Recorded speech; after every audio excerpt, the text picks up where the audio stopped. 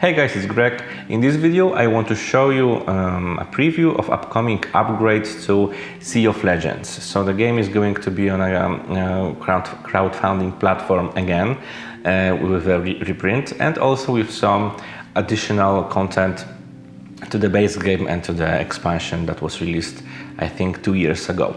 So what you can expect from this upgrade? I have and I will show you one new faction and also smaller extra things that you can add to the game that make it more smoother. That's not the all new content that creators prepared, but that's what I have. As you may know or not, the Sea of Legends is a game that uses app, and the biggest change is the app. I mean, from all the things I saw. And I will also show you the app, how it is changed, so you can compare what is now available in the shops and what will be available soon. If you are interested, what do we think about the Sea of Legends, you can check out our video with the review of the game, but just keep in mind that the game was reviewed with the components and mechanics that were introduced to us 2 years ago. Now some of those things will be changed in this upcoming upgrade pack. Alright, so let me show you what you can expect from this game. Alright, so what new components you can find in this game? First of all, let me briefly introduce you how this game works. Players are pirates. You have your own ship, you have your crew, you have your lover and your arch nemesis or just nemesis. Let me show you those cards, and you can upgrade them, unlock new skills going down over here, and when it comes to your nemesis you can unlock your penalties that will affect your way of play. And the most important thing, we have 3 NPCs, 3 factions that are on a game board. The one is always the same thing. It's Spanish galleons. It's a must. They are like basic. They always need to be chosen, and apart of them, you always need to choose 2 more.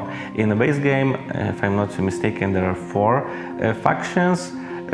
Expansion introduces another 4 factions, and in this upcoming campaign we will get, I have one new faction, which is French Empire. What elements this French Empire have and how it works? First of all, those simple, let's say, minions of the French Empires are musketeers that are going to, this is of course a prototype, so remember that. So musketeers will go around the map and they will capture ports.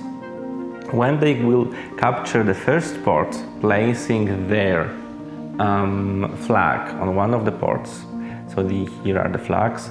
When the first French flag is placed on some of the ports, this big thing appears. Again, it's a prototype, but even if it is a prototype, I think that looks spectacular. It's a moving port in which you can perform all possible port actions in the game, because normally in each port you can perform only one type of port action, like for example go to the tavern or upgrade your ship or whatever. These things allows you to do all of the possible port actions just in one action. What is the cost? You need to pay gold to make more than one port action. So this spectacular mini is just moving around the board, and it's covering locations. Those locations are not working normally until this moving castle will go somewhere else. And for the first part of the game, let's say, this monster, this Tarask, I guess that's how you read it, Tarask, is calm. So it's neutral to all players. You can go there, you can interact with it, and as I said, you can perform port actions. But when the musketeers will put 6 flags of French Empire on a board, this calm monster becomes enraged, and his or its goal is to go and capture Tortuga. When the Tortuga is captured, French Empire wins. So this is their goal. First of all, they want to capture as many ports as possible, and when a monster is enraged, it's going to take Tortuga, and that's how French Empire wins the game. Of course, we get all typical elements for this faction. So there's a deck of cards with all those relics or special items that you can get. You also get legendary crew that you can add to your ship. But this is nothing new. I mean, those components are exactly like in a base game, just for, but this time it's French. So here are the relics, and also we get 3 new lovers or nemesis that they can join you and help you or be your threat, let's say. Right, so those are the components of the French Empire, and this is only one element. Next thing, this is like a small upgrade, because when you're choosing your factions, you need to build like this deck of events that you need to take one card after at the end of each round. So they introduces something like Calm Sea. You can shuffle those extra 3 cards to the deck of events deck. Let's name it like that. And as you can see, nothing happens when you draw that card. So thanks to this, the events on the map are not so fast, not so rapid. You have more time to prepare, and all those NPCs, those factions that are on the board, are not progressing so quickly. So this is that minor add-on that you can use it, but you don't have to. What's next thing that we got in our pack? This is also like minor upgrade. So this is original player's guide. This is player's guide from the pack. It's slightly different. Biggest difference is on the back, because I think they just redesigned this flow, what you should do when you're progressing each of the NPCs on the board. Here, this was not very clear what's going on. Here is much more clear, and basically that's the biggest difference when it comes to those 8s. And another element which is also great, and that was quite a big problem when we were playing this game previously without this upgrade, are those algorithm. So for each action we have this algorithm that shows step by step how you should activate each of the NPCs on the map. So this one is for undeads, this one is for Spanish galleon, and as you can see, you have information what they do. Is there a captured port whose strength the Spanish galleon equals or exceeds? Yes, no. And you just need to go down and perform right actions, but in right order. But as you can see, maybe, yes, we'll move cautiously. For example, so if you didn't read the manual, you'll have no idea what does it mean move cautiously. So it's not like you don't have to read a manual at all to play this game. No, this is a help, but it also requires you to understand and know all the wording that the game uses. And that's the 3rd element. And finally, the 4th element that we got, that is an upgraded app. And now I will show you what you can expect from this app. Right, so let me show you now the app. I don't know how finished it is. I mean, if the case of balance is already in progress, it's in finished, I don't know. But I would just want to give you an impression of what you can expect from this new app. So now we need to choose what kind of lovers and nemesis each of the captains got. So let's say this is the lover, and this one is, for example, nemesis, and again this is she She is a lover and he is a nemesis. So we are choosing. Now we can confirm that our chosen options are right.